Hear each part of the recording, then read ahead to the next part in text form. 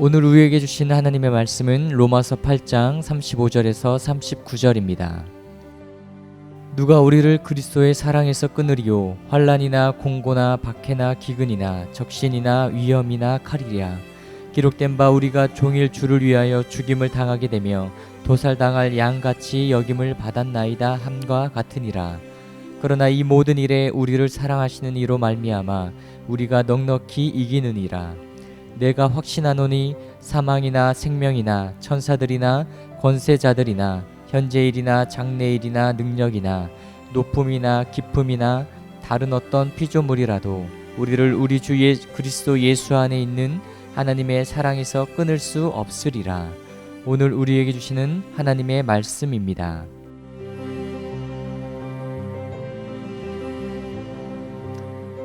사랑하는 성도 여러분, 새 아침을 맞았습니다. 오늘도 하나님께서 여러분에게 힘 주시고 은혜 주시고 용기를 주셔서 강건하고 복된 날이 되시기를 우리 주님의 이름으로 축복합니다. 여러분, 우리가 인생을 살다 보면 생각하지 못한 어려움을 만날 때가 있는데, 그런 생각하지 못했던 어려움 때문에 혹시 하나님을 원망한다든지 아니면 내 주변에 있는 다른 사람들을 원망한다든지 하는 적이 있었는지요? 어린이들이 읽는 동화 한 편을 이야기해 드리겠습니다.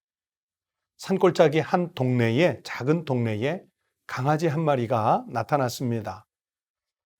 이 강아지는 버려진 것 같았고 아주 더럽고 냄새가 나는 그런 강아지였습니다.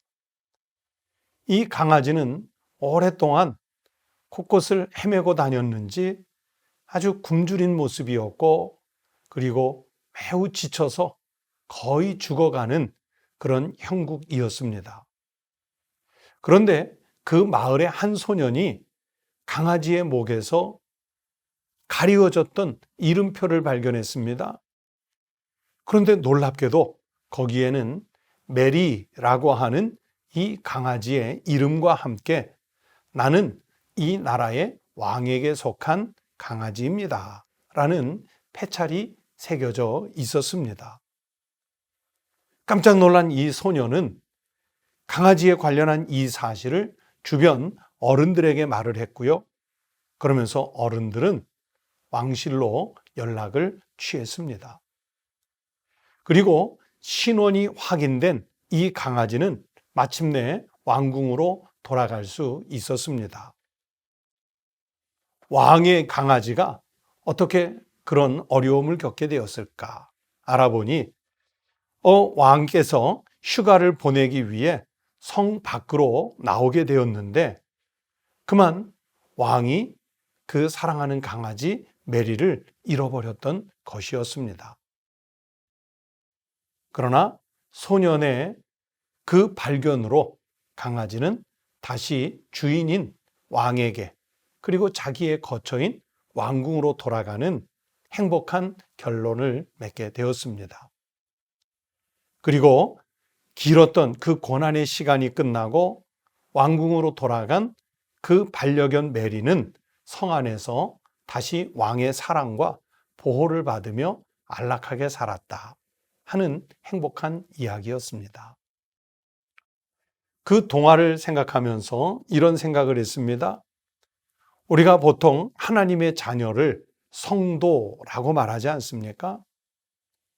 그런데 하나님의 자녀인 이 성도가 그에게 믿음이 있다고 해서, 하나님의 자녀가 되었다고 해서, 그러면 아무 근심이나 걱정이나 염려 없이 만사가 형통한 삶을 사는 것을 보장받고 있습니까? 그것은 아닙니다.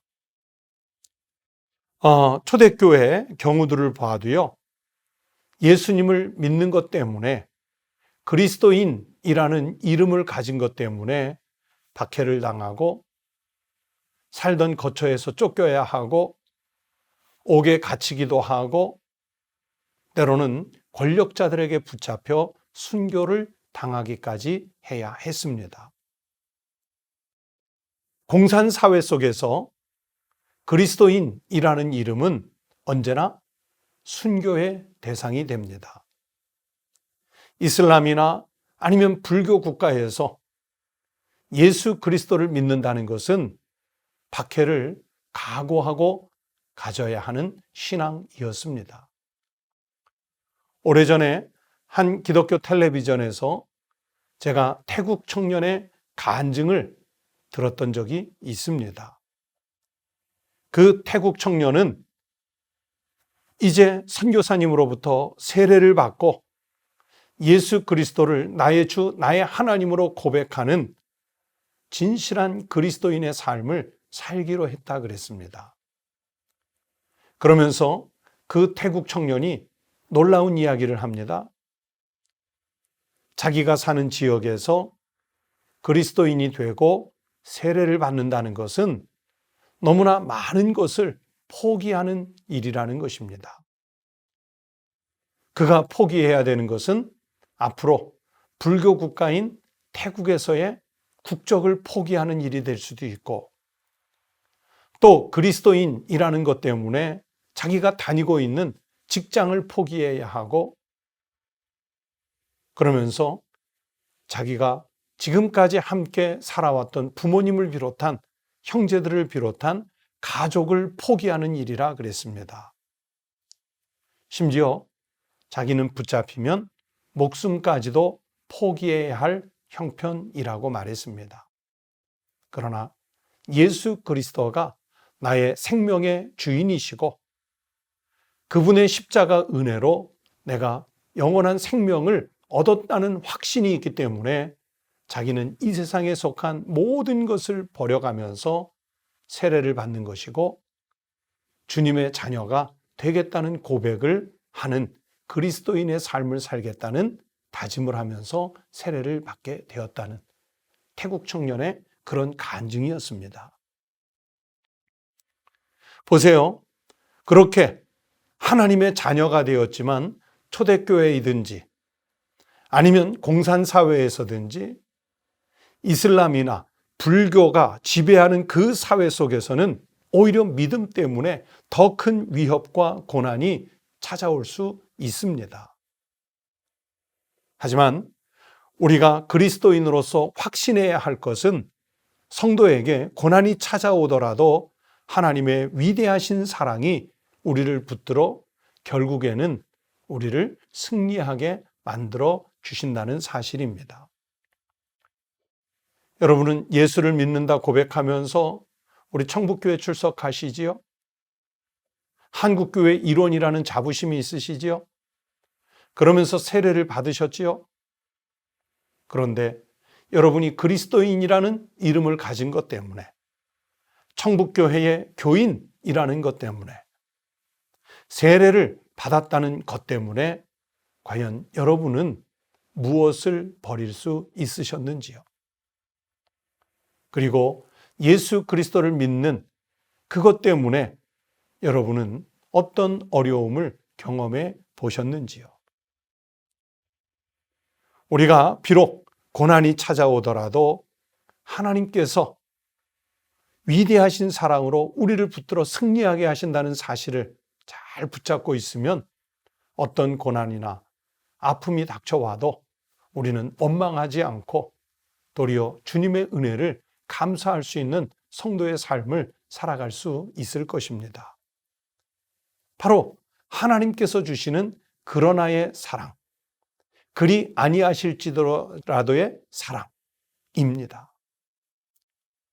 바로 오늘 본문 말씀을 통해서 사도 바울이 확신할 수 있었던 것은 예수님 안에 있는 하나님의 사랑과 승리를 본인이 체험했기 때문에 그는 이런 고백을 할 수 있었습니다. 35절의 말씀을 봅니다. 누가 우리를 그리스도의 사랑에서 끊으리요. 환난이나 곤고나 박해나 기근이나 적신이나 위험이나 가리랴. 세상의 어떤 위협과 협박도 그 위대하신 주님의 사랑으로부터 우리를 끊어낼 수 없다는 바로 사도 바울의 체험적인 고백이었습니다. 그러므로 사순절에 십자가를 묵상하면서 살아가는 우리 성도 여러분, 어떤 고난도 끊을 수 없는 하나님의 사랑을 깨닫고 오늘도 그리고 남은 생에도 담대하게 신앙을 지키며 살아가시기를 바랍니다. 특별히 전염병의 시대에 교회에 출석하지 못하면서 우리 성도들의 신앙이 약화될까 심히 걱정이 됩니다. 하지만 이럴 때일수록, 이 고난의 때일수록, 암울한 시대일수록 더욱더 끊을 수 없는 하나님의 사랑을 깨닫고 살아가는 자리에서 자신의 신앙을 담대하게 지키는 우리 믿음의 성도들이 되시기를 바랍니다. 기도하겠습니다. 하나님 아버지, 오늘 우리가 살고 있는 이 시대가 정말 힘들고 어렵습니다. 전염병이 언제 종식될지, 그리고 사람들이 살아가는 삶의 터전이 언제 다시 활력을 얻게 될지, 경제가 언제 회복될지, 관계가 언제 회복될지, 사람들의 왕래가 언제 회복될지 미처 다 헤아릴 수 없는, 앞을 볼 수 없는 이런 시대 속에 저희들이 살고 있습니다. 그래도 주님은 우리를 사랑하시기에 어떤 환난이나 곤고나 적신이나 칼이 공격해 올지라도 나를 사랑하시는 그 주님의 위대하신 사랑에서 끊을 수 없을 것이라고 믿습니다. 주님이 주시는 은혜와 자비와 긍휼로 우리가 이 고난의 때에 십자가를 생각하며 더욱 큰 승리를 향하여 달려갈 수 있는 믿음의 성도들이 되게 하여 주시옵소서. 오늘 하루도 평안하게 안전하게 지켜주시고 남은 생에도 주님을 믿는 믿음 때문에 고난과 질고를 이겨가며 살 수 있는 큰 믿음을 소유한 그리스도인들이 되게 하여 주시옵소서. 우리 주님 예수 그리스도의 이름으로 간절히 기도드리옵나이다. 아멘. 오늘 아침 함께 기도하시겠습니다.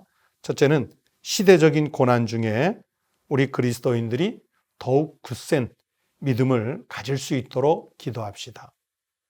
두 번째는 신앙생활 중에 힘든 일이 있어도 승리하는 삶을 위하여 기도하십시다. 세 번째는 성전에 모이는 예배가 속히 회복되고 그리고 다시 모였을 때 이전보다 더 큰 부흥을 이룰 수 있도록 기도합시다. 끝으로 네 번째는 한국교회가 이 암울한 시대에 세상에 빛이 되고 소금이 되어 사람들에게 힘을 주고 용기를 주고 사람들로 하여금 다시 활력을 갖고 일어설 수 있게 하는 복의 통로, 생명의 통로 같은 한국교회 될 수 있도록 기도하십시다. 다 함께 기도하겠습니다.